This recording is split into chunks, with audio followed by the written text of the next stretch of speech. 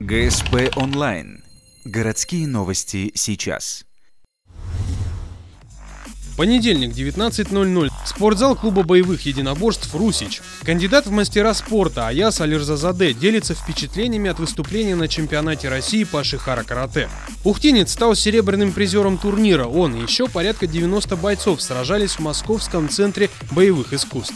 Однако Аяс стал единственным участником из коми. К турниру он готовился 4 месяца. Было тяжелым то, что я именно по такому виду единоборств, по шихара-карате, на таком уровне на чемпионате России выступал первый раз по этому виду.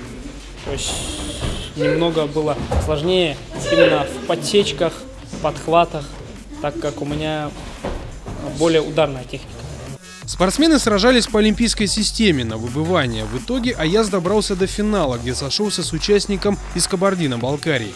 По очкам победу присудили кабардинцу. Аяс – серебряный призер в своем весе.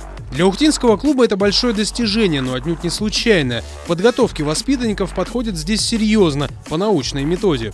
Например, недавно купили новинку Киктес 100. По сути, это боксерская груша, но с 2 колбами внутри. Когда наносится удар, его сила и скорость регистрируются на компьютере. Человек начинает привыкать, с каким усилием он бьет по мешку, он, соответственно, слышит, как он бьет удар и, соответственно, может следить, какой силы этот удар.